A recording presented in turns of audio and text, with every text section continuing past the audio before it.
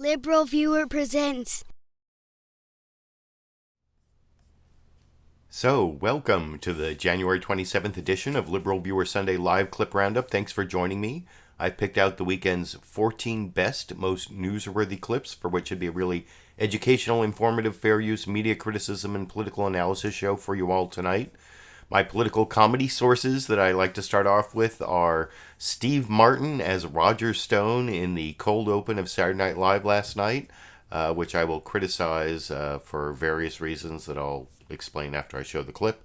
Also, a little bit of Kate McKinnon there as Commerce Secretary Wilbur Ross. And then I will have some weekend update clips talking about the two big stories, Trump cave to end the Trump shutdown, and of course the continuing possibility of Trump collusion, with Roger Stone being indicted for being the go-between between the Trump campaign and WikiLeaks about the leaking of Russian-hacked DNC emails. That'll all be covered in the 14 clips that I talked about. You can follow along on my clip list here, down at a link in the video description. You can see a link to my 14 clips of my notes that I take for myself, and you can understand parts of them, probably at least who's speaking in each of the clips and what's the topic. I've explained the two topics I'll be covering. I will also have Ann Coulter being interviewed by Bill Maher a little bit later in the show, right after the news summaries. I'll have 3 clips of Roger Stone, which you'll be able to compare to the Steve Martin impression, which is not very good. He's like, it's almost like he's doing an Italian Goomba, like mafioso impression. And that, you know, Roger Stone, I mean, he doesn't have like he has like a prep school accent. He has very like clipped, precise speech, and that's not what Steve Martin did, although it was kind of funny. And I thought at least Saturday Night Live covered the whole let them eat cake aspect of the shutdown that ended this last week. I think that was one of the reasons that the shutdown ended, in addition to the airport problems and the senators that broke, the Republican senators that broke from Trump's position. 6 senators voted with the Democrats, but also there was this whole string of like let them eat cake clips from Laura Trump and from Wilbur Ross and from Larry Kudlow and who was the other like Trump spokesperson who said that it's like a paid vacation or what. Anyway, here is first you'll see Kate McKinnon doing an impression of Wilbur Ross not understanding the pain caused by the shutdown, and then Steve Martin doing a bad Roger Stone impression that isn't even as well written as the Kate McKinnon part, where there are actually at least some like funny lines in there, but I'll discuss that a little more after we watch. This is 2 parts of a longer video edited together. As usual, you can see the entire clip for free at the Saturday Night Live channel down on YouTube, and a link I put in the video description. Here is Kate McKinnon, Steve Martin, Saturday Night Live last night over here. I simply meant that there are other ways of getting money. Like they could have liquidated some of their stocks or sold one of their paintings. I mean, even if they sold a lesser Picasso, that's still going to get you through a week or 2 of yacht maintenance. I still think that comes across as insensitive to people living paycheck to paycheck. No. All I meant was that we all have to make sacrifices in times of hardship. For example, instead of going out to dinner, you could open a restaurant in your house. Or for a period of time, you could have your horses attend public school. The small things add up. Hey, wow, what a fun couple of days. I'm loving the ride. Go Nixon! Mr. Stone, you've had a harrowing past 36 hours. Your home was raided. You were arrested and charged with 7 felony counts, including lying to Congress. It was 4 counts. What? The indictment says 7. Okay, I'm lying. Honestly, I think I'm the happiest I've ever been in my life. I mean, 7 felonies, 1, 2, 3. I can't even count that high. How cool is that? But Mr. Stone, what I think you're really trying to say is that you're a feeble old man, right? Oh, yeah, right. The pity thing I want to go. I'm just a poor, helpless old man. I'm 66. I'm almost as old as Sting. And that's why it was so awful the way the police raided your home. Exactly. The whole experience was so harrowing, and afterwards I could only manage one radio interview and a speech from the steps of the courthouse and 2 appearances on television. It's horrible. And haven't these ridiculous accusations made you poverty-stricken as well? Oh, yeah, that's right. I'm broke from my legal battles, and now no one will buy my books. Well, why will no one buy your books? Because they're bad. Okay, just tell people how they can donate money to help you. I've set up a donation page based on a phrase people have been yelling everywhere at me called, "Hey, Roger, go fund yourself." Well, thank you for your time, Mr. Stone. Pardon me? I said thank you. Oh, no. That wasn't a question. I was saying that to the president. Pardon me. Well, I'm sure he appreciates your loyalty and your eccentricities. Hey, I'm just a normal and straightforward guy. Just a normal and straightforward guy. I guess that was supposed to be his big reference to being a wild and crazy guy back from the old Saturday Night Live days.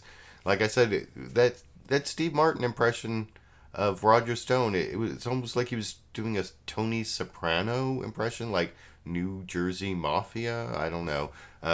This will be at least we don't often in one of the Sunday live clip roundups get the chance to compare the Saturday Night Live impression to the actual guy, but if you're following along on my clip list, you'll see that clips 10, 11, and 12 are all Roger Stone clips. So we'll get to those near the end of the show, since there are only 14 clips. And I have one more Saturday Night Live clips before I get to the clips from the Big Five corporate outlets of ABC, NBC, CBS, CNN, and Fox News, the so-called corporate media here in the United States. That's where I get all my news analysis show clips from the Sunday morning shows. But before I get to that, I want to get to the Weekend Update parody news that actually, as usual, had some pretty good news coverage. And it's Michael Che and Colin Jost covering both the Trump cave and also the Roger Stone indictment.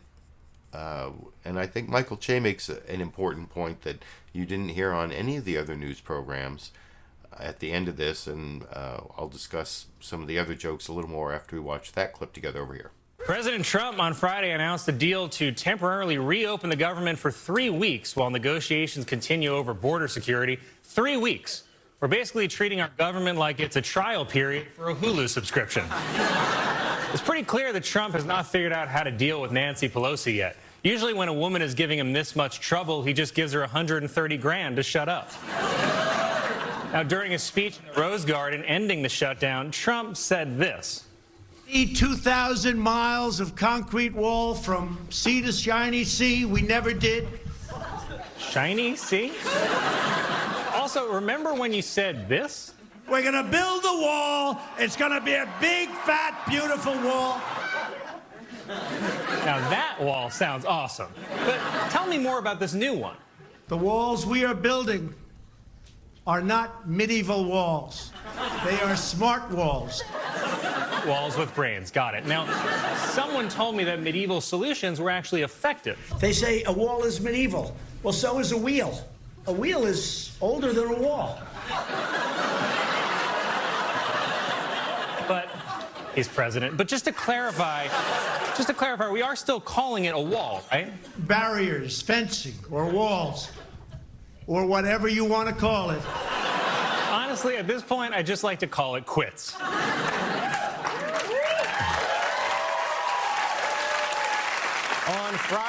On Friday, President Trump temporarily reopened the government. And I know liberals are tweeting out, Trump cave, but y'all gotta calm down. Stop gloating. You didn't win yet. The man is still one tweet away from calling a national state of emergency and bringing back slavery. act like he's still crazy. You got to treat him like you're training a dog. Constant positive reinforcement. Maybe instead, every time he does something you like, tweet out, "Who's a good boy?" Roger Stone was arrested at 6 a.m. Friday morning by a team of officers with heavy weapons. Finally, this is all I've been waiting for. Old white dudes getting dragged out their crib like dope dealers. Was it excessive? Yes. And I wish it was worse. I wish he was just wearing boxers and a do-rag and there was a baby crying, then they tased this girl. Give him the works. That's right. Longtime Trump advisor and business Babadook, Roger Stone, has been charged by the special counsel office on 7 counts, including obstruction, making false statements, witness tampering, and I assume the attempted murder of Batman. That Roger Stone dresses like a Batman villain joke, that's kind of an old joke. That's been used pretty much by a lot of people, but the response to Roger Stone complaining about the way he was arrested with the FBI. Now, I actually do have some sympathy for that. I think that our police are over-militarized and that they use way too much force arresting people when there are much easier ways to do. Maybe Roger Stone could have been asked just to surrender himself. I'll show a little bit later where he claims that if he was going to destroy evidence, he could have destroyed it any time in the last couple years, which is the excuse that the FBI and the Mueller team will use, is that they had to stop him from destroying evidence. So maybe it was a little bit harsh, but of all the people to complain, I mean, talk about your white privilege. There is just so much, if you look over my shoulder here, you got the new Jim Crow here about mass incarceration and the racism in the criminal justice system. There's so many examples of over-policing and over-militarization and excessive use of force that is not directed against rich white guys. And even Roger Stone said that the FBI was completely courteous to him. So I like Michael Che's joke there about how he wants to see him shirtless with the do-rag and the, where they tase his woman and crying baby. That's, if you've watched episodes of Cops, there's a lot of that going around. So Roger Stone, even if maybe they did use too much force, too much of a show of force too early in the morning, but they didn't break down his door. As if you watched Janine Pirro on Justice with Janine last night, she was claiming that they broke into his house. No, they had a warrant. They knocked. He opened the door. It was a lot nicer than a lot of them. So that's the point I wanted to make there before I get to the news summaries. I have 4 of the big five corporate outlets. CBS's Face the Nation didn't really have a news summary. 3 of them are reasonable. NBC, ABC, and CNN are all reasonable news summaries. Fox News is, of course, the alternative universe that I'll get to as the 4th news summary. NBC's Meet the Press, always the most detailed, longest. There's a live introduction from Chuck Todd, and then he goes to the package with all the news from the last week. It was a big news week, and you'll see that he says, we know now that Nancy Pelosi is the leader of the Democrats. I was actually watching her and thinking, a couple more victories like this, and it's going to be Nancy Pelosi for president. And I've not been the biggest Nancy Pelosi fan as an individual member of Congress, but as Speaker of the House, she knows what she's doing, and she has been very effective, both the last time and just her first few weeks now. And I think that's pretty clear from this news summary from NBC's Meet the Press that covers both Trump caving and also the Roger Stone indictment in pretty great detail. It's 4 minutes, 44 seconds that I'll discuss with you after we watch that clip together over here. President Trump now knows who the real leader of the Democratic Party is right now, and he can't say Nancy Pelosi didn't warn him. Remember this. Mr. President, please don't characterize the strength that I bring to this meeting as the leader of the House Democrats. That was before she was officially Speaker. This week, the president learned all about that strength. First, when he backed down on giving the State of the Union address this Tuesday, and then again on Friday, when Mr. Trump gave Speaker Pelosi what she had demanded, a reopened government, talks, and no wall, at least for 3 weeks. That concession by President Trump came hours after Robert Mueller drew a clear line between the Trump campaign and Wikileaks when he indicted Mr. Trump's longtime associate, Roger Stone, on 7 counts. It was, in short, a very bad week for the president. We have a brand new NBC News Wall Street Journal poll completed before Friday's events that indicates, despite the drawn-out shutdown, the president's base, though, has stuck with him. Mr. Trump's approval rating stands at 43%, with 54% disapproving. It's exactly where it was a month ago before the shutdown. Obviously, we know that other polls have shown a notable drop in that time. But our poll also found a notable drop in another category. The right direction, wrong track numbers. They are the worst of Mr. Trump's presidency, with just barely a quarter of the country, 28%, saying that we are headed in the right direction. And that's reflected in this word cloud of how people feel about the state of America right now, with words like wrong track, disappointed, and disaster dominating the responses. Again, all of this was before Friday's Stone news and the end of the shutdown that was widely seen now as pointless. So after 35 days of pain, frustration, and anger over that shutdown, what did the president get that he could not have gotten on day one? I am very proud to announce today that we have reached a deal to end the shutdown. President Trump spent 34 days insisting the government would stay closed until Congress approved billions of dollars for a border wall. $5.7 billion for a physical barrier. $5.7 billion. He's not negotiating with himself. He has said $5.7 billion. On day 35, with his numbers sagging in some polls, air traffic control stalling, and some congressional Republicans in revolt, he backed down, at least for now. President Trump in retreat. Unmistakably a surrender. The president gave in. No one should ever underestimate the speaker, as Donald Trump has learned. And some conservative allies are calling the president a wimp, writing, Trump blinks. He promised something for 18 months, and he lied about it. It's clear Trump did not come out on top. I'm not going to spin it for you. The president fired back.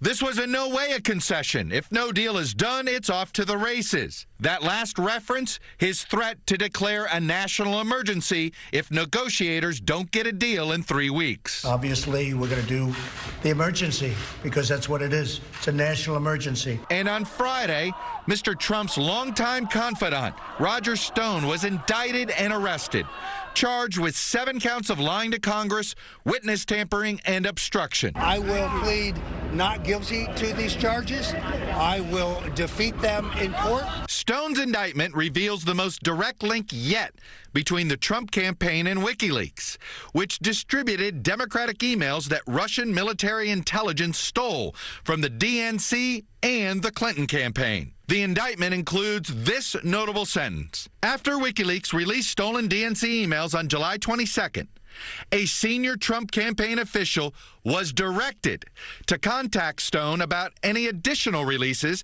and what other damaging information Organization 1, WikiLeaks, had on the Clinton campaign. How many people could direct a senior campaign official? Stone then communicated with WikiLeaks through an intermediary. 5 days later, Russia, if you're listening. That same day, July 27th, Russian hackers tried for the first time to hack into servers in Clinton's personal campaign office. On October 4th, Stone told Steve Bannon, then the chief executive of Mr. Trump's campaign, that WikiLeaks had a serious security concern, but would release a load every week going forward. 3 days later, WikiLeaks began selectively releasing Clinton campaign chair John Podesta's emails. The allegation that 2 campaign officials instructed me or inquired of me about WikiLeaks is false. And joining me now is the House Republican leader. Kevin McCarthy's the House Republican leader. I didn't take a clip of Kevin McCarthy. I didn't think there was anything that exciting from that interview. I actually was pretty focused about the clips I took this week. I like the way that Chuck Todd set up the timeline there in terms of the indictment, By the way, the entire Roger Stone indictment is available at a link I put down in the video description. The key part in terms of collusion, I've taken a screenshot here, is especially paragraph 12 there. You can see, after the July 22nd, 2016 release of stolen DNC emails by Organization 1, that's WikiLeaks, a senior Trump campaign official, and I've heard that reported as Steve Bannon, but later in the program you'll see Roger Stone say it might have been Rick Gates. But some senior Trump campaign official was directed to contact Stone, and you notice that was directed to contact Stone. So who directs a senior Trump campaign official? Is it Donald Trump? It's got to be someone more senior than a senior Trump campaign official, and that is a very short list. And so they was directed to contact Stone about any additional releases and what other damaging information WikiLeaks had regarding the Clinton campaign. So there you got your collusion. Right there in paragraph 12 of the indictment, you've got your link to collusion. And I think that if I have any criticism of Chuck Todd's news summary that I just showed, it's that they didn't really, they talked about one sentence from paragraph 12 there, but and they put it all in the timeline, but I don't think they showed, it was a little bit too fleeting, the collusion connection that I think I just emphasized a little bit more strongly than NBC News did in the Meet the Press news summary. This next news summary is from ABC's This Week with George Stephanopoulos. A lot of the same facts.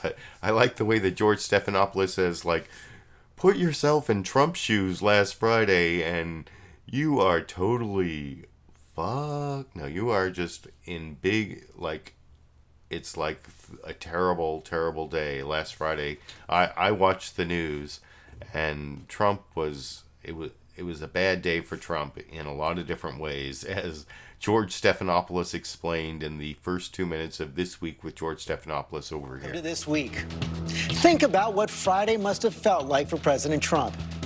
You wake up to the news that your longest-serving political advisor has been indicted by Robert Mueller.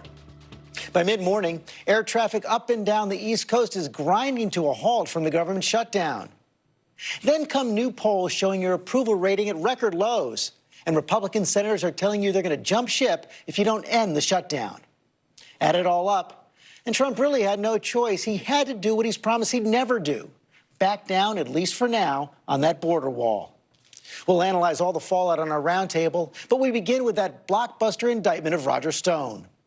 The political showman, dark arts operative first introduced to Donald Trump decades ago by the infamous Roy Cohn, became the sixth close Trump associate charged by Mueller in the Russia investigation. Stone joins former National Security Advisor Michael Flynn, former campaign chair Paul Manafort, deputy campaign chair Rick Gates, foreign policy advisor George Papadopoulos, and longtime personal lawyer Michael Cohen. All six cited for lying under oath in the Russia investigation, a stunning pattern of deception. And that's not all. Mueller has also uncovered a wealth of contacts between Russians and Trump associates during the campaign and transition. Look at this headline from the New York Times, detailing more than 100 contacts, despite repeated and adamant denials from Trump's team of any contacts at all. But here's what Mueller has not revealed. Any direct charge that President Trump or anyone on his team conspired with Russians to interfere in our elections. Hence the president's mantra, no collusion. The big question now, is that how Mueller's investigation will end? With overwhelming evidence that Trump's team tried to cover up contacts with Russia, but no prosecutions for conspiring with Russia. Is this the end of the beginning for Mueller, or the beginning of the end? What happens with Roger Stone, a big piece of that puzzle. He starts us off this morning. Roger, thanks for joining us. And like I said, I have 3 clips of Roger Stone from that ABC This Week with George Stephanopoulos interview coming up as clips 10, 11, and 12. If you're following along on my clip list at the link I put down in the video description. But I have 2 more news summaries. This next one is just a little over a minute and 2 seconds long. CNN's State of the Union only covered Trump caving, like the other 2 news summaries, at least made the obvious observation that Trump lost, Nancy Pelosi won, because Trump took a deal that he could have taken, a couple weeks ago, at least when Lindsey Graham suggested that he open the government for a few weeks and then maybe do his emergency declaration, and arguably could have had this deal with no shutdown at all, which, Fox News only covers in the questioning, not the news coverage, but that's the clip after next. This next clip is the brief news summary from CNN's State of the Union. They don't cover the Roger Stone indictment, but you'll see when I show the clip of Jake Tapper's interview with Jerome Corsi in a few more minutes that he does sort of a mini news summary of the Roger Stone indictment at the beginning of that. And it was also in the teaser before this clip, before they come back and Jake Tapper tells you the State of the Union is open for now, and then a 1-minute news summary following that over here. Hello, I'm Jake Tapper in Washington, where the state of our union is open, at least for now. The U.S. government is back up and running after 5 weeks that left hundreds of thousands of Americans without pay and agencies starved for resources. On Friday, President Trump gave in, announcing he would sign a temporary spending bill to reopen the federal government without any funding for the border wall. The move was a win for House Speaker Nancy Pelosi, who maintained she would not even discuss border security until the government reopened. The president defended himself against critics from the right, tweeting the move was, quote, not a concession. But on its face, the president retreated from his demand, and the deal was essentially the same as what the Senate unanimously passed in December before the president forced the shutdown. Lawmakers now face a ticking clock, of course. They have 3 weeks to make a deal before the government runs out of funding again. President Trump has already said he will shut down the government or declare a national emergency if he does not get funding for his wall. Joining me now is Republican Senator Marco Rubio of Florida. He's also... I actually will have a Marco Rubio clip, though I think it's from Meet the Press, not from State of the Union, where he talks about WikiLeaks and Russian hacking and whatever. That's actually the very last news clip I'm going to show you, and if you stay tuned all the way to the end and watch that clip, I will be asking you whether I should do an MSNBC bias video, because AM Joy this morning showed a really biased version of the Marco Rubio clip. But like I said, that's the last clip, clip 14, if you're following along on the clip list. That's the last clip I will get to. But I did think that Jake Tapper news summary was pretty good. Like I said, it didn't include the Roger Stone stuff, but it made it pretty clear that Nancy Pelosi was the big winner, Trump was the big loser. He got the deal he could have gotten before the shutdown even started. That is really not the message you get from the news summary from Fox News Sunday this morning, where John Roberts was on as the guest host in place of Chris Wallace. John Roberts was, just a few days ago, I saw him explaining on Fox News that what a pro-rated down payment on the wall was, because the day before Trump finally caved, he said he would only accept a reopening of the government if it included a pro-rated down payment on the wall, and people were like, what does that even mean? And John Roberts was helpful in explaining, well, it's his $5.7 billion for the wall, but instead of for a whole year, it's only for 3 weeks, which is he did divide it by 365, multiply it by 21 days, and you get 380. And the first time I saw him say billion, but then later I saw him say million, which is correct, 380 million. But Trump did not get that 380 million for the wall, but John Roberts doesn't really mention that in his news summary. I'm going to show you the teaser at the beginning that has a slight mention of Roger Stone, but then you'll see when John Roberts comes back and says hello again and gives his news summary, it's almost like talking points to Trump's base to say, it's not over yet. He could still get his wall. Don't worry, it could still happen.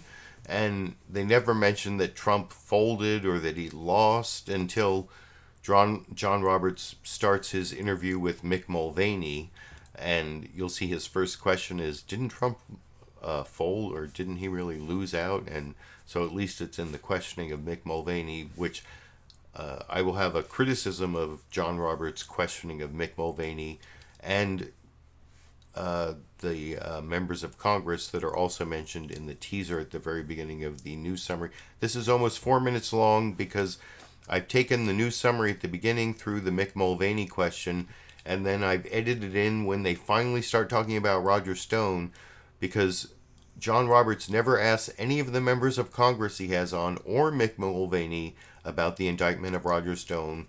They don't talk about it until the panel discussion at the very, 40 minutes in, is when or 51 minutes in is when the panel discussion is.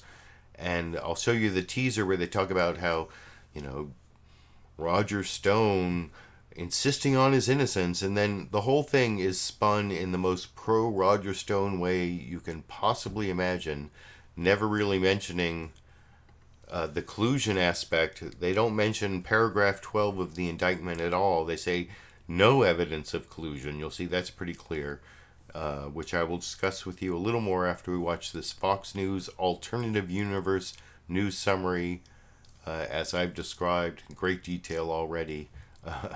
And I'll talk about it a little more after we watch it together over here. I'm John Roberts, in for Chris Wallace. The special counsel nets another member of the Trump campaign's orbit, and the shutdown fight comes to a temporary halt. I will sign a bill to open our government for 3 weeks. But without funding for the border wall and with new threats of action. If we don't get a fair deal from Congress, the government will either shut down or I will use the powers to address this emergency. We'll discuss the political fallout from the shutdown fight with acting White House Chief of Staff Mick Mulvaney and the path forward with Republican Senator Roy Blunt and Senator Joe Manchin, the lone Democrat to vote for the wall measure. Plus, I will plead not guilty to these charges. I will defeat them in court. What does the indictment of longtime Trump friend and advisor Roger Stone mean for the Mueller investigation? We'll ask the Sunday panel how problematic this is for the president. Then the Democrat-controlled House moves to block President Trump from pulling out of NATO. It's quite simply the most successful political military alliance in world history. We'll discuss the future of the U.S. role in this strategic alliance with Jens Stoltenberg, Secretary General of the North Atlantic Treaty Organization. All right now on Fox News Sunday. And hello again from Washington. The clock is reset in the battle over the border wall that led to the longest shutdown in U.S. history. Federal workers will soon be returning to the job, but their paychecks could be in jeopardy once again if Congress cannot strike a deal by February the 15th, when the stopgap spending measure runs out. If Congress comes back with a plan that does not include the $5.7 billion President Trump wants for his proposed wall, or at least some percentage of that, he has threatened to let the government shut down again or declare a national emergency to bypass Congress. Joining me now to talk more about this is the president's acting chief of staff, Mick Mulvaney. Mick, welcome back to Fox News Sunday. Thanks for taking the time. I know you got back to South Carolina to see your family for the first time since New Year's. John, good morning. Thanks very much for having me, as always. So did the president here cave to Democrats? I think a lot of Republicans think that he capitulated here because he really came away from 35 days of a government shutdown with nothing more than he could have had at least 2 weeks ago when Senator Graham proposed the same thing, and maybe even back to before this whole thing started. Up next, longtime Trump advisor Roger Stone maintains his innocence as he faces arraignment next week in the Mueller investigation. We'll ask our Sunday panel about his arrest, the charges, and what it tells us about the state of the probe. I intend to fight because this indictment is fabricated. This indictment is thin as can be. My attorneys are highly confident that they can win an acquittal. Longtime Trump confidant Roger Stone talking to Tucker Carlson hours after his arrest by FBI agents on charges of lying, obstruction, and witness tampering in Robert Mueller's ongoing investigation into Russian interference in the 2016 election. And we are back now with the panel. The president tweeting about this, saying CBS reports that in the Roger Stone indictment, data was released during the 2016 election to damage Hillary Clinton. Oh, really? What about the fake and unverified dossier, total phony con job that was paid for by Crooked Hillary to damage me and the Trump campaign? Roger Stone didn't even work for me anywhere near the election. So this indictment connects somebody close to the president with WikiLeaks, but doesn't make the connection all the way to Russia. Connects the president to WikiLeaks, but doesn't make the connection all the way to Russia. Well, you saw in that news summary, they don't really talk about all of this, but I guess they mentioned the connection to WikiLeaks there. But, I mean, WikiLeaks got the hacked DNC emails from Russian hackers. And you'll see, like I said in the last clip, where Marco Rubio points out that the CIA is saying that WikiLeaks is like a tool of a state intelligence actor, a state intelligence agency, the Russian state intelligence agency. You can believe that or not believe it, but you'll see Marco Rubio say that in the last clip I show. But like I said, that news summary was a really good example of Fox News bias. I think I explained why before I showed it. And I am going to get to the Roger Stone indictment, and I may even commit a little bit of legal analysis because I do have a law degree and I am licensed to practice law, at least in a couple states, including California, where I am right now. But after showing those news summaries, I did promise that I was going to show Bill Maher interviewing Ann Coulter, and these are the two clips I have on the shutdown and the Trump shutdown and the Trump cave that ended the Trump shutdown.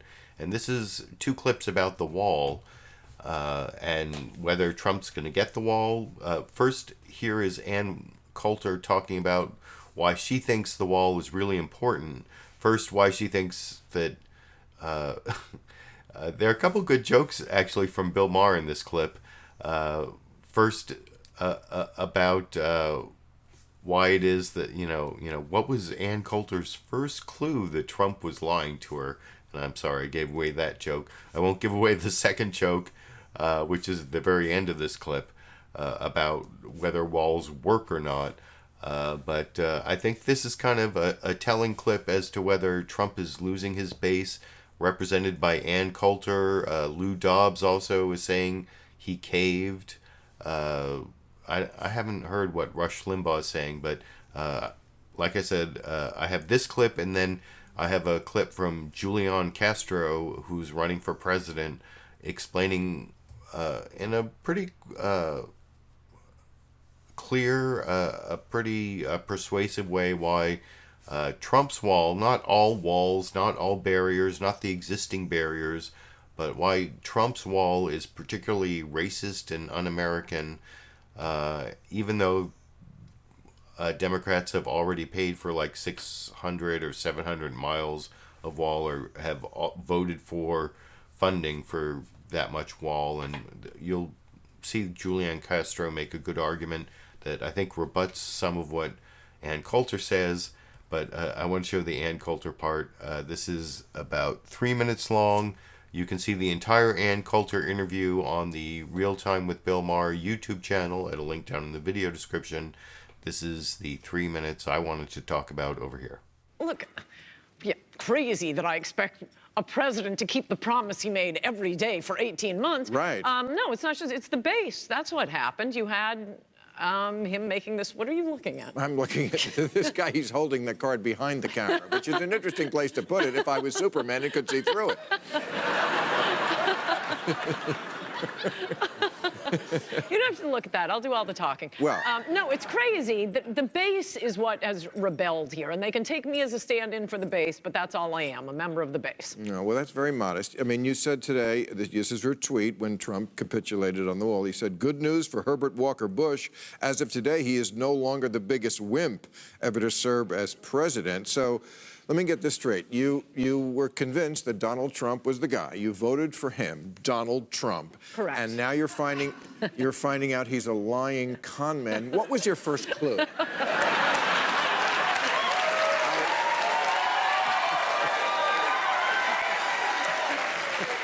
I mean... Okay, this is the thing. Not only, and you haven't even... Okay, I'm a very stupid girl, fine. But that was actually a selling point with Trump. I mean, you can make fun of me for also writing, "In Trump we trust, e pluribus awesome." Look, we've been lied to over and over and over again by politicians, by respectable people, by people like Mitt Romney and George Bush, Obama and Clinton. We're going to protect your jobs. Not to the same And degree. if I could just say for a second to an audience that is not wild about me, I think this build the wall line has become, I mean, it sounds like Crooked Hillary or lock her up. It isn't that. You're being played. This is, as Bernie Sanders said, a Koch brothers idea. This is lots of cheap labor pouring into this country is good for employers. It's not good for employees. You know who wants it? The Koch brothers. They want it. Rupert Murdoch wants it. My party wants it. Why hasn't Trump been able to get it through the first 2 years? The point is that because the wall won't stop Republicans that. don't want it. It's all of mass immigration. It's our legal immigration. It's no E-Verify. The wall is a big part of that. But the reason... And you're being played to have everybody keep acting like this is some sort of racist thing. Working class wages have gone down. Middle class wages have been stagnant. It's great for the rich. It's good for you. But it's bad for people who work. Okay, but the point was the wall won't stop that. Of course it will. Of course it won't. Most people who come here from Mexico don't come for through jobs? the border. They come for jobs. They come on a plane and then just stay.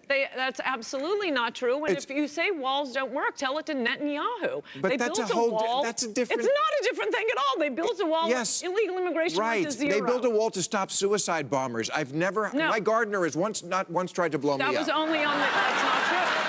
No, that's not true. Okay. All right. That's not.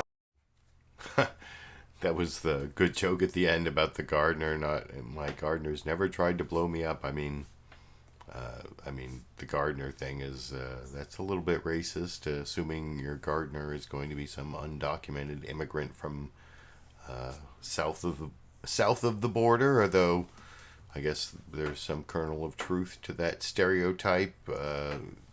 Living here in California, but not completely. There are a lot of people who work in landscaping who don't come from south of the border or natural-born American citizens and whatever. That's but the other thing about that Ann Coulter clip, the reason I decided to take that clip, I like the way that Bill Maher somewhat rebutted the stupid wall argument that Ann Coulter made at the end there, but she also represents the Trump base that thinks that Trump caved, unlike Fox News that was trying to justify what Trump did, and that is sort of an open question whether, and especially what happens after this 3-week period where Trump's also not going to get his wall, and then if he declares a national emergency, well, that's going to be enjoined by the courts almost immediately because he doesn't really have a legal basis to declare a national emergency. So that's basically not going to happen. The courts are going to stop it. I mean, maybe the Supreme Court will back him up, but that's because he's stacked it with the replacement. It should have been Merrick Garland, but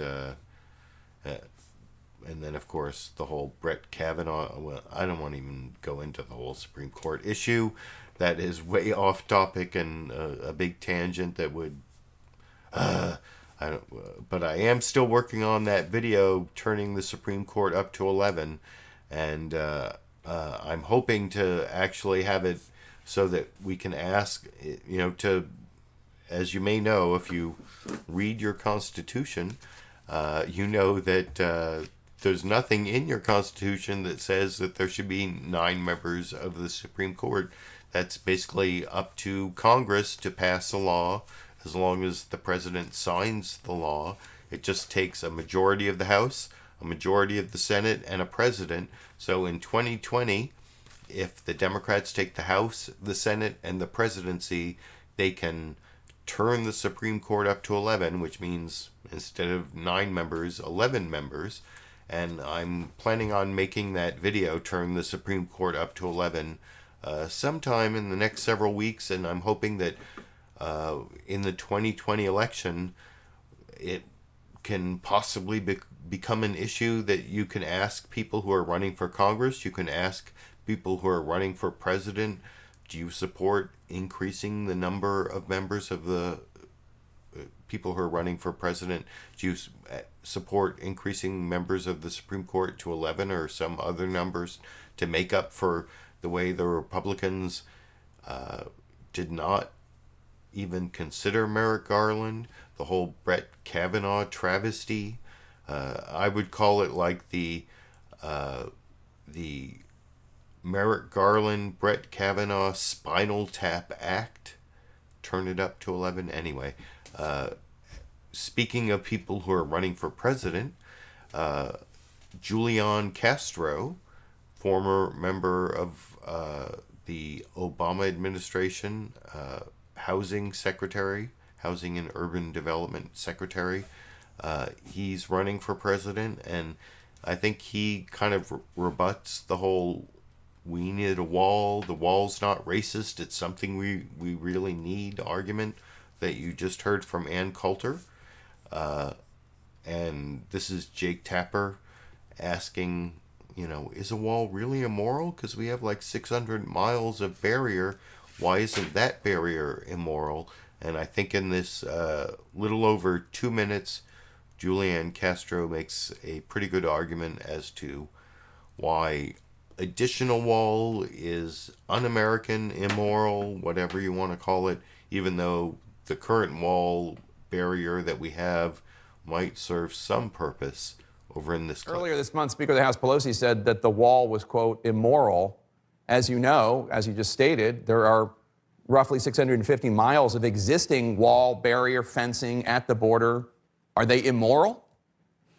Well, I don't think it represents the best of what America stands for. I believe that if we were to build the kind of wall that Donald Trump is talking about, and admittedly, as you know, sometimes that's hard to figure out because some days he says it's a beautiful big concrete wall, and other days he says it's steel slats, and then he says it's something else. But I believe fundamentally that if we were to build that wall, that it would change the notion of America from the Statue of Liberty that stands for freedom and welcomes immigrants to a country that literally walls itself off from the rest of the world. And maybe that wouldn't make much of a difference on day one when we do that.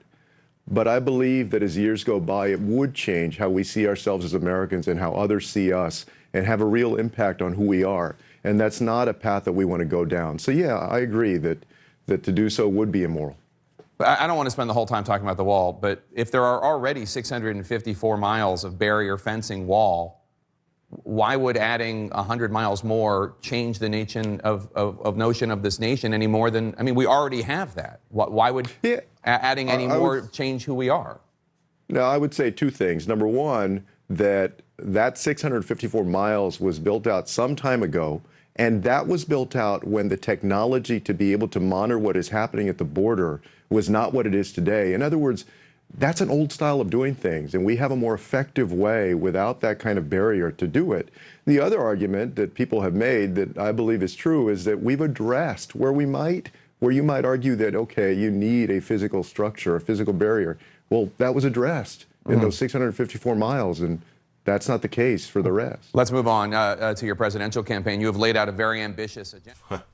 So, like I said, Julián Castro gave a pretty good rebuttal of what you saw from Coulter there about the wall. I think he explained why America has basically a choice to make between Trump's wall and the Statue of Liberty. Give us your tired, your poor, your huddled masses yearning to breathe free, or stay out, Berlin Wall, like Weston is. Like, why do we want more wall than the 600, 700 miles we already have? That's an argument I've made several times in the last couple months when this has been an issue. So you can let me know what you think about that whole issue and whether Trump caved to end the Trump shutdown.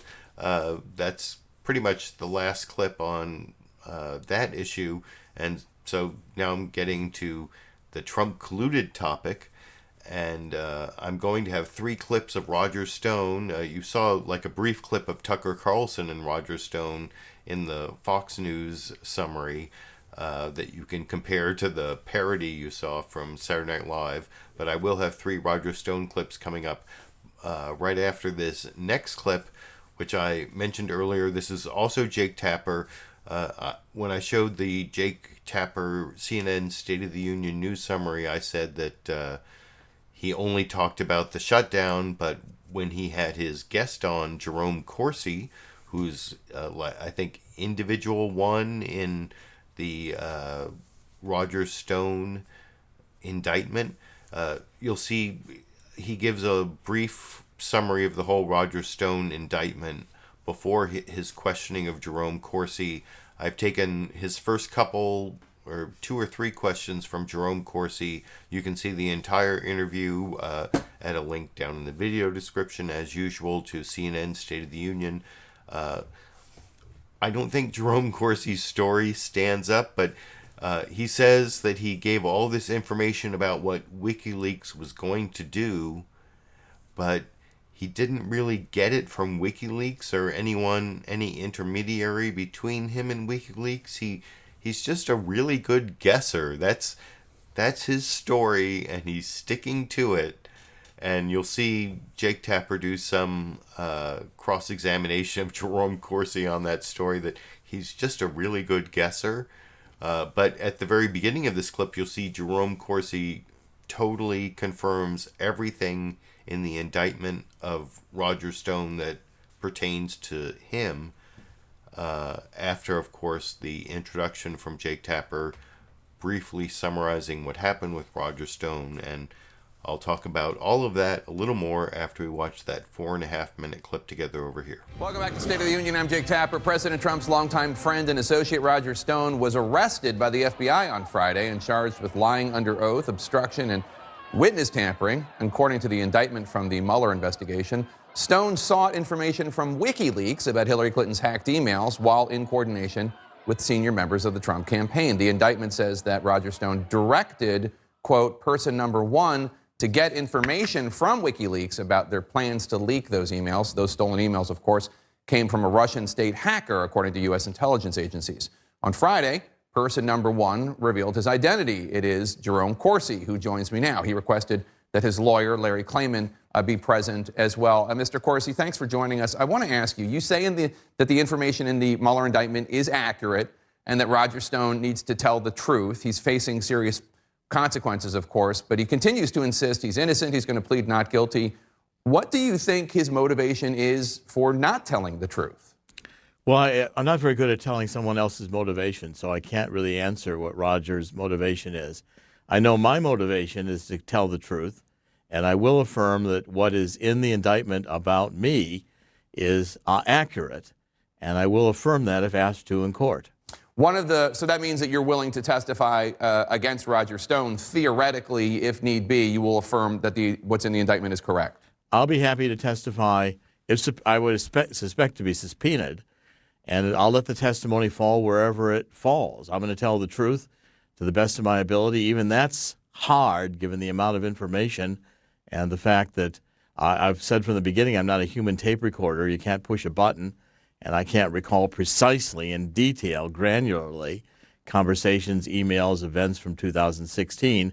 But I'm going to do my best to tell the truth without calculation of whom it benefits or whom it detracts. All right, I want to get to your memory in a second, but first, one of the biggest outstanding questions from this indictment comes from a line that says, quote, a senior Trump campaign official was, quote, directed to contact Stone to find out about any additional WikiLeaks releases. Do you know who directed that senior campaign official to talk with Roger Stone? Do you know who either of these individuals are?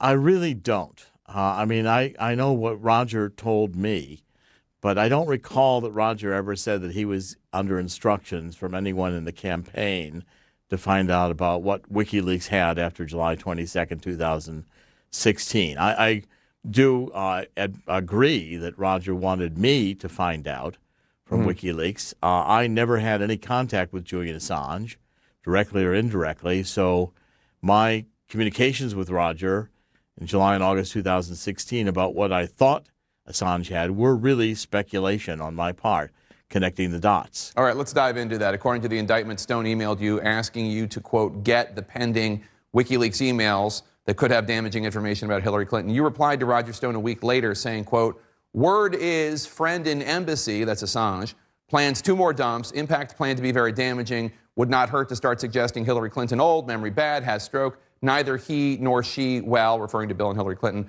I expect that much of next dump focus, setting stage for foundation debacle, unquote. Now, sure enough, WikiLeaks later released emails about Hillary Clinton's health and the Clinton Foundation. Now, I don't need to tell you, prosecutors do not believe that you conjured this information. Why don't you be honest with the American people right now about where it came from? This was really the subject of the last 20 hours of my 40-hour voluntary interviews with the special counselor. And we went through, I made an honest effort to go through everybody I was in communication with in 2016 to see if there was anybody directly or indirectly that was providing me information from WikiLeaks.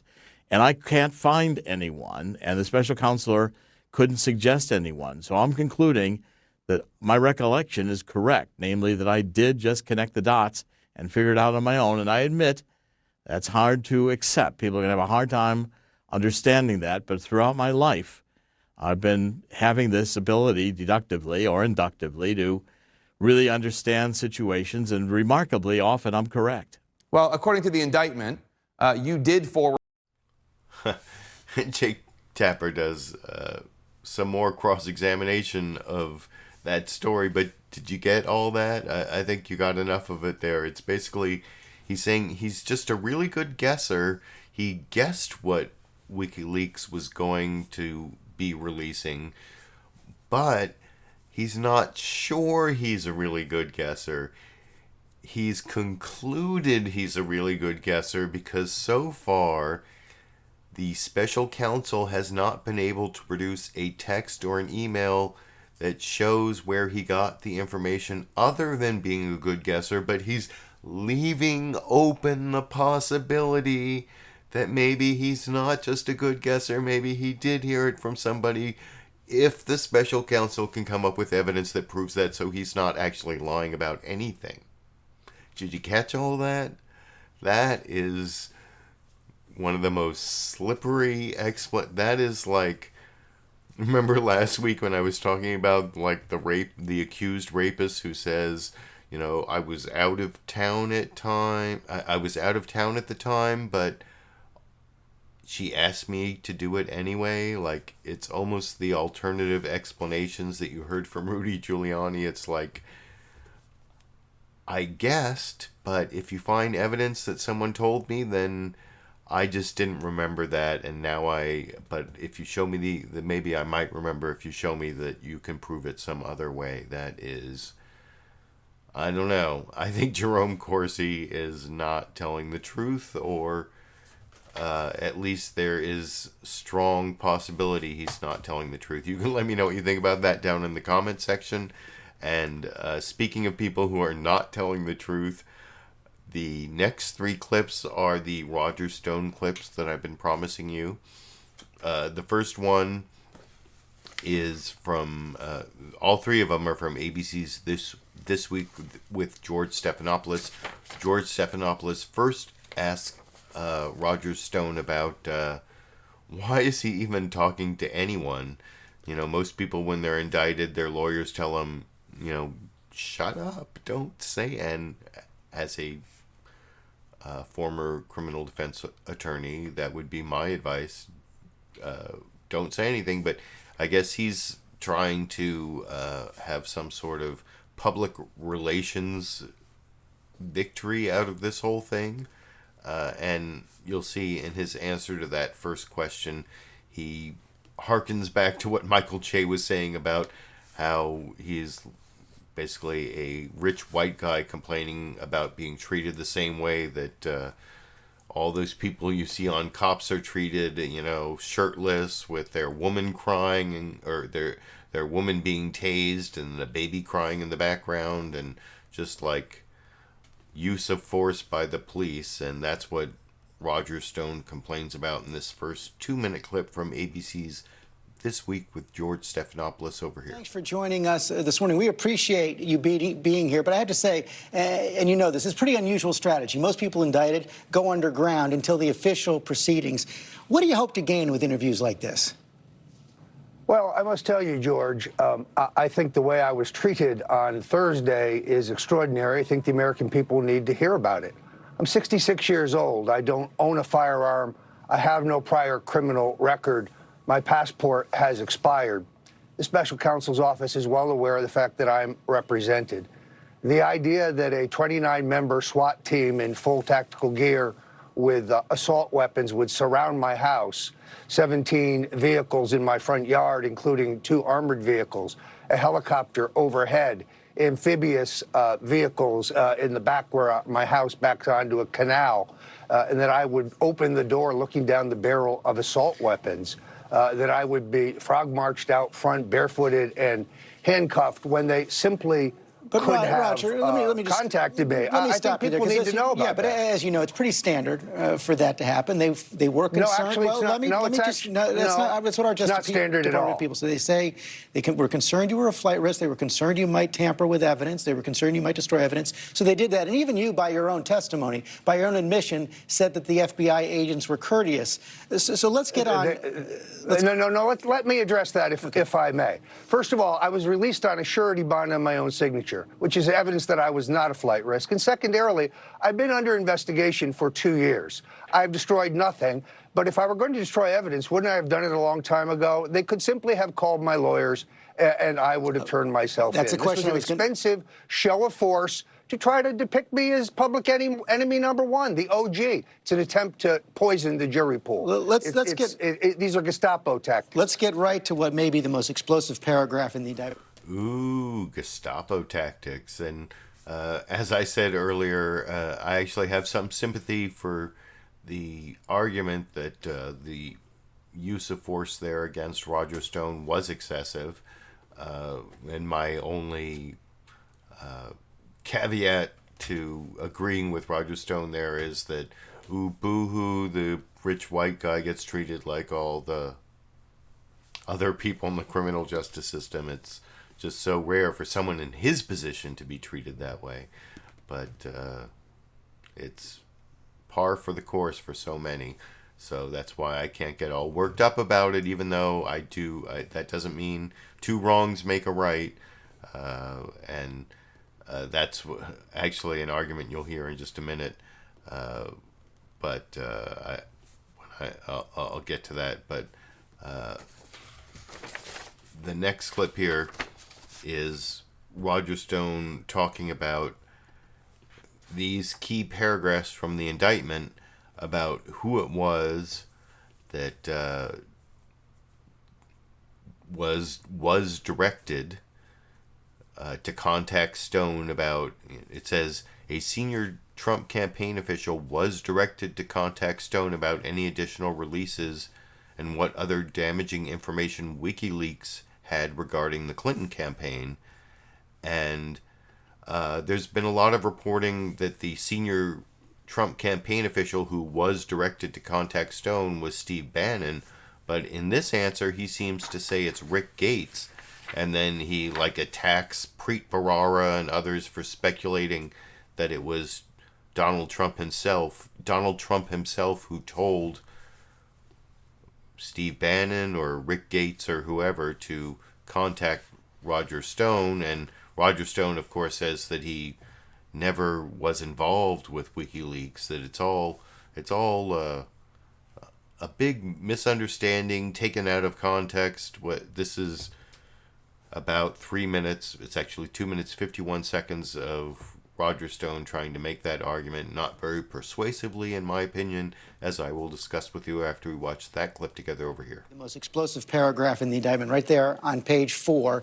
Mueller and his team write, after the July 22, 2016 release of stolen DNC emails by Organization 1, that's WikiLeaks, a senior Trump campaign official was directed to contact Stone about any additional releases and what other damaging information Organization 1 had regarding the Clinton campaign.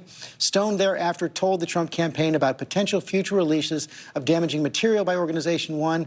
Stone also corresponded with associates about contacting Organization 1 in order to obtain additional emails damaging to the Clinton campaign.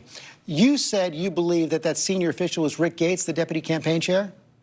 Yes, who I believe is seeking a reduction in his sentence.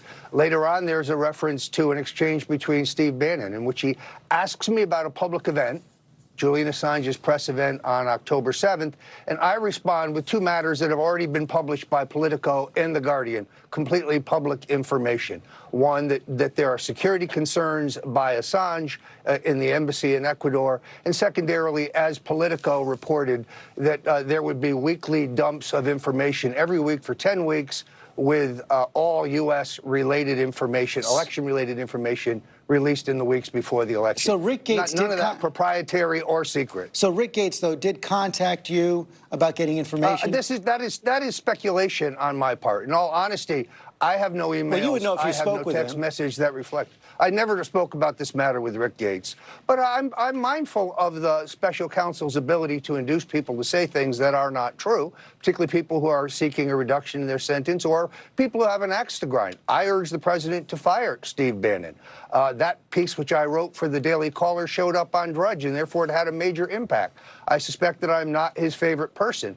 But notice I am not charged with conspiracy or with having advanced knowledge of the content. I said that at the top. Or the substance of the WikiLeaks disclosure. Do you know who directed Rick Gates to contact you? I don't know that anybody did. I guess we'll find out at trial. But to have Wolf Blitzer on CNN or Preet Bharara, a man accused of a federal judge of willfully leaking grand jury testimony to the media, speculate that that was Donald Trump. That is baseless, irresponsible speculation. Well, I never discussed this matter with candidate Trump or President Trump, as I told you previously. Yeah, you said that to me. And that remains the case. Yeah, you said that to me in the past. You never discussed WikiLeaks or Julian Assange with President Trump. But have you ever had any conversations with the president during the campaign or since the campaign about Russia or the Mueller investigation? None whatsoever. Zero. Categorically. Zero. You know, the president seemed to be distancing himself from you in a tweet last night. He wrote... So that whole last answer... that isn't very believable. That is something that I guess remains to be proven beyond a reasonable doubt by the special prosecutor. Right now it's just allegations in the indictment, but Roger Stone hasn't proven himself to be the most reliable of narrators or of witnesses as to what has occurred. He's a self-professed dirty trickster, and there is just a lot of evidence already just in the indictment. If you read it at the link I put down in the video description, I think it's the document cloud from a Lawfare blog is where I got that from, but there are a lot of different sources of that indictment. It's definitely worth reading. And this last clip of Roger Stone, it's a minute 15 seconds, maybe the most important clip of all, because this is the clip where it sounds Roger Stone said in his various appearances he will not bear false witness against Donald Trump, but he is willing in this next clip to cooperate with the special counsel as long as he is testifying truthfully, and that is sort of a negotiable area. And I mean, do you think Roger Stone wants to die in prison? He's facing like 20 years. He's 66 years old. That's what Steve Martin said in the first clip anyway. Almost as old as Sting. So, do you think Sting wants to spend 20 years in prison? Not according to this next final Roger Stone clip. And by the way, after watching 2 and then watching this next clip, am I right that Steve Martin did not do a very good Roger Stone impression? He was doing like a Tony Soprano impression, and Roger Stone is like, he has, like I said, like a prep school, short-clipped, precise articulation of the words he uses over in this clip. You won't bear false witness against President Trump. Are you prepared to tell the truth about your dealings with him to the special counsel, your truth about your dealings with the campaign? Any chance you'll cooperate with special counsel Robert Mueller if he asks? That's a question I'd have to determine after my attorneys have some discussion. If there's wrongdoing by other people in the campaign that I know about, which I know of none, but if there is, I would certainly testify honestly. I'd also testify honestly about any other matter, including any communications with the president. It's true that we spoke on the phone, but those communications are political in nature, they're benign, and there is certainly no conspiracy with Russia. The president's right. There is no Russian collusion. And he's never suggested to you in any way, shape, or form that he might offer you a pardon?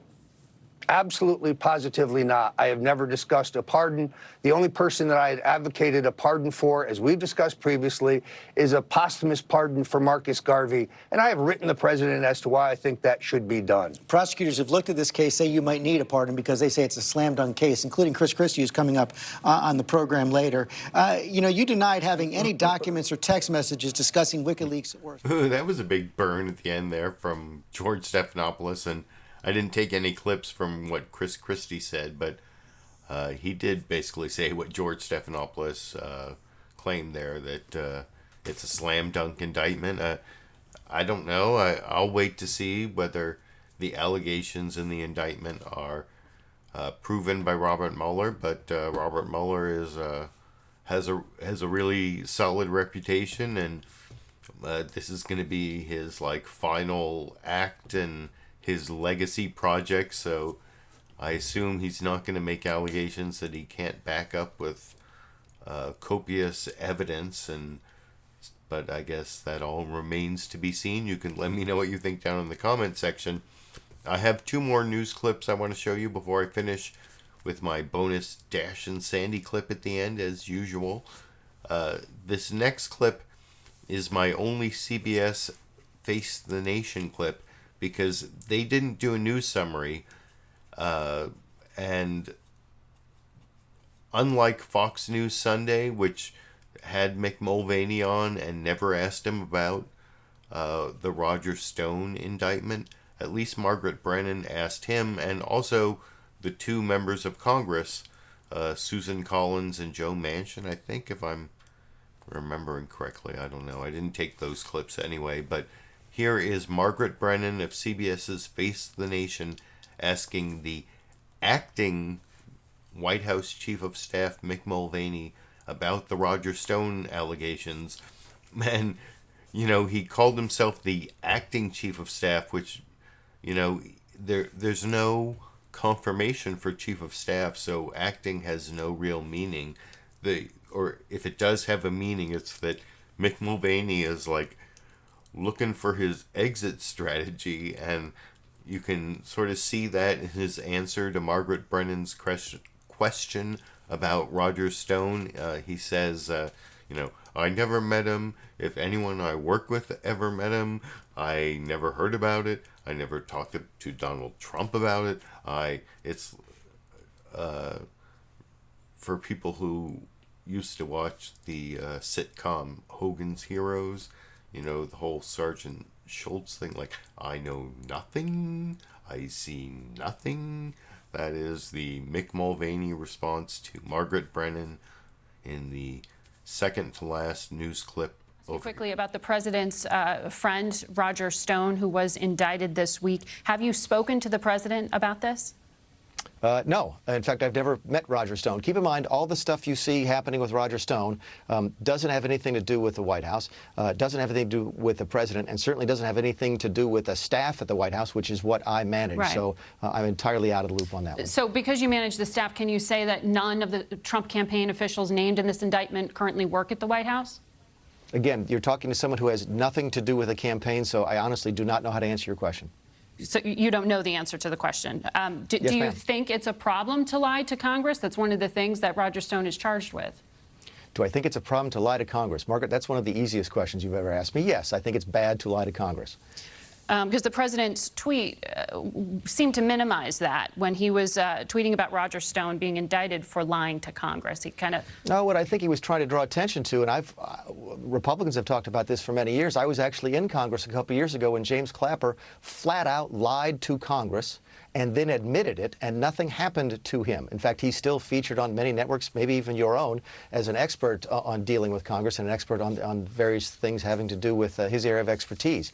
That's just absurd. It's no more right for him to do it than it is for anybody else. I think that's what the president is drawing attention to, is the double standard, that somehow the Trump administration is held to a higher standard than the previous administrations. He thinks that's wrong, and I hope that you would agree that it's wrong as well. Every administration should be held to the exact same standard.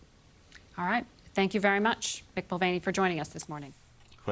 That's the well-known two wrongs don't make a right fallacy, or where Mick Mulvaney is saying, well, James Clapper, when he was talking to Ron Wyden, the senator from Oregon, asking him, are you collecting dossiers or information on millions of Americans? And James Clapper rubbed his head and said, not wittingly, when of course there was, as do I still have No Place to Hide? Oh yeah, right over my No Place to Hide, the Glenn Greenwald book, all about how the revelations about the warrantless wiretapping and the huge data collection of metadata of basically all cell phone calls made in the United States, not the content of the calls,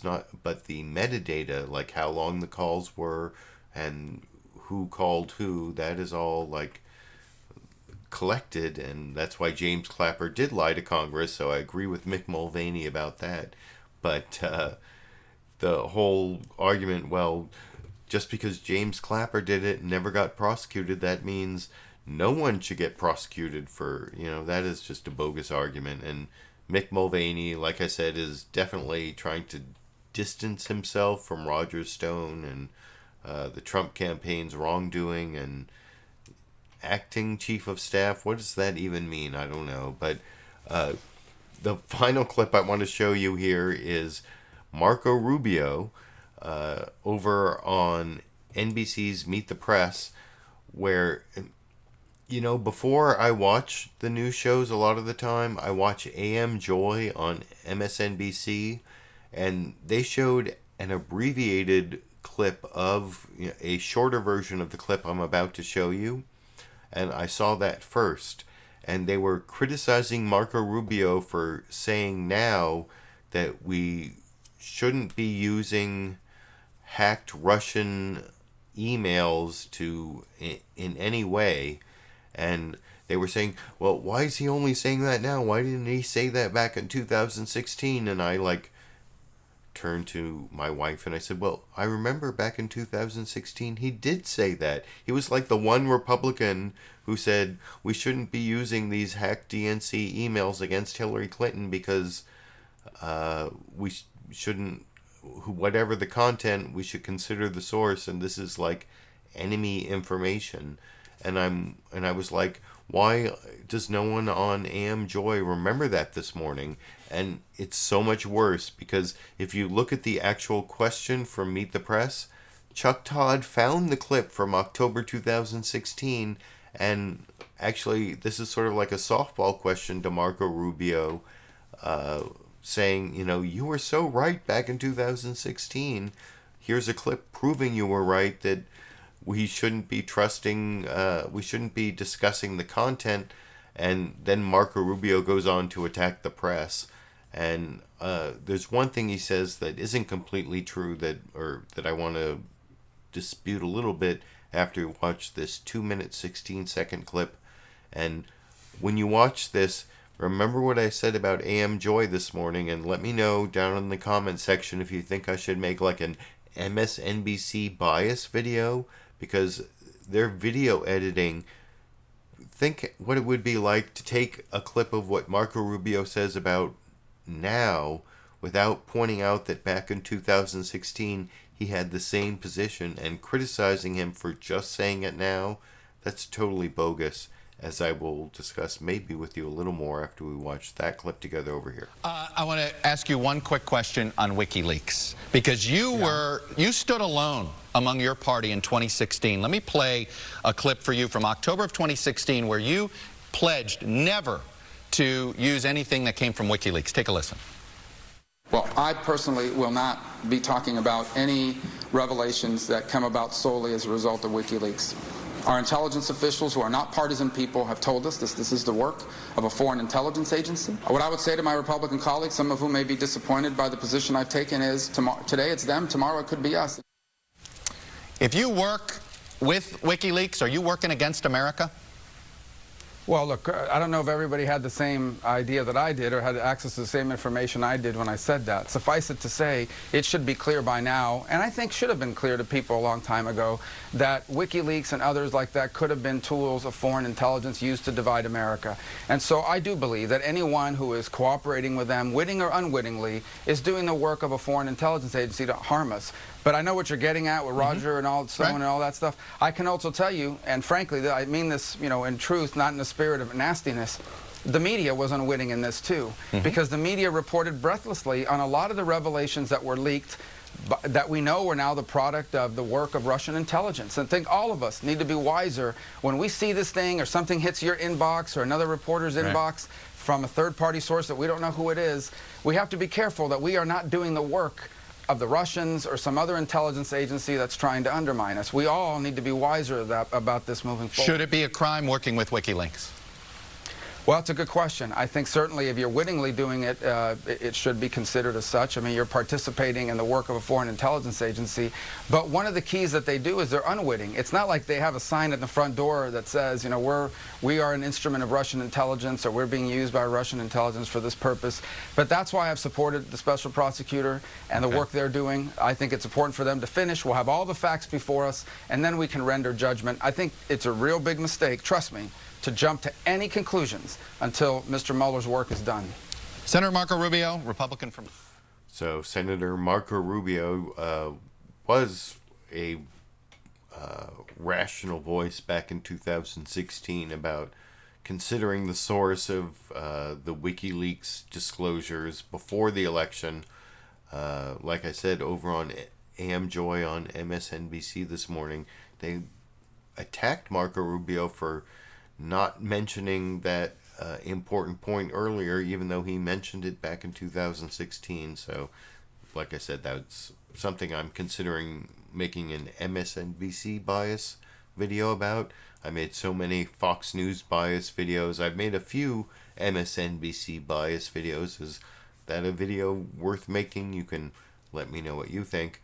But I'm also a little bit wary about wholly considering WikiLeaks a foreign, a tool of foreign intelligence, and that working with WikiLeaks should be a crime. I mean, there, in some cases, and to some extent, those kind of leaks are important whistleblower activities. Can be, you have to consider the content, and you have to give some sort of First Amendment protection. I mean, if you can show like direct links between WikiLeaks and Russian intelligence and this whole conspiracy, I'm willing to consider that. But don't forget, Chelsea Manning and that all that information about U.S. Some would say war crimes, or at least bad activity in Iraq and diplomatically around the world. That was definite whistleblowing, important transparency, at least to some extent. So I don't think all of that should be criminalized, and that is my final criticism of a news clip, the Marco Rubio news clip. I hope you appreciate all of the news clips I picked out for you from the big 5 corporate outlets. I also appreciate all of you who joined me for my live show and kept me company with your live comments, which also increase my ability to claim that my clips are fair use, because when you comment along, that is also fair use commentary. Let me show you the people who gave me super chat for this show here. I think I just took my little screenshot of that here. Where is it? Oh, here we go.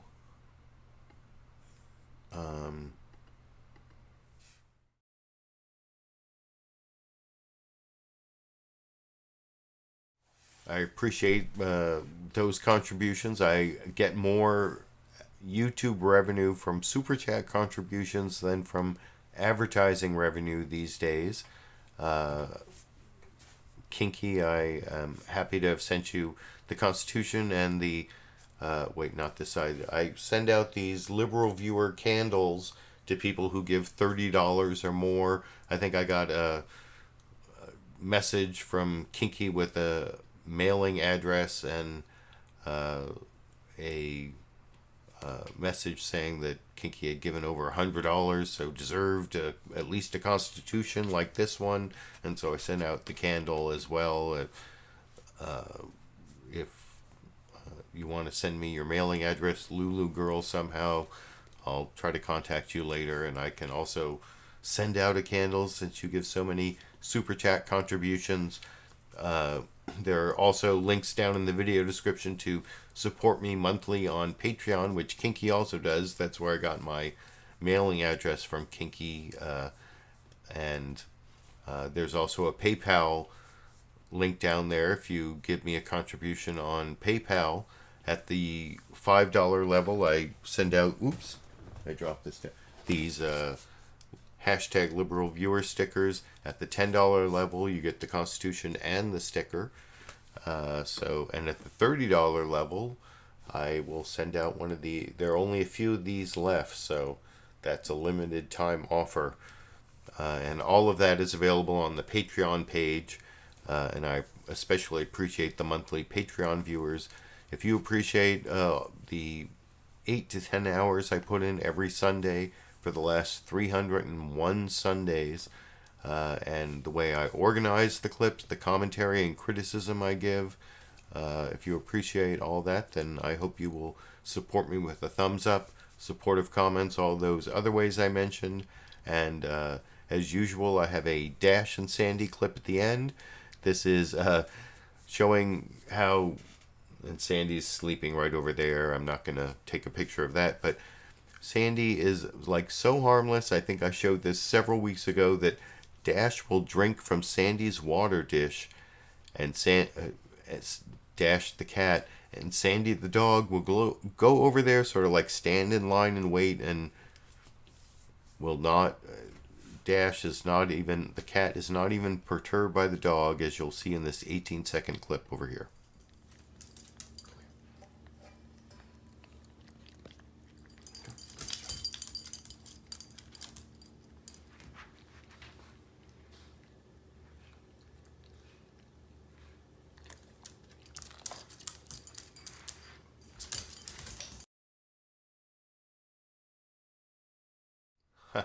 And that's the show. Thanks for joining me. I hope you appreciated the Dash and Sandy clip. And, oh, how sweet is Sandy? Lets the cat drink from her bowl without bothering her at all. I will be working on some other stuff in the coming weeks and months. I've described some of those during the show. If you want to keep supporting that, I've explained to you how to do that. And until I have some reason to do an edited, produced clip, or I might have some interesting First Amendment issue coming up this week that I'll make a video about that I can't really talk about yet till it's disclosed by the participants. But until that happens or something else happens for me to make a video, I'll be back next Sunday and every Sunday for the foreseeable future. And until then, I guess I'll be seeing all of you around the internet.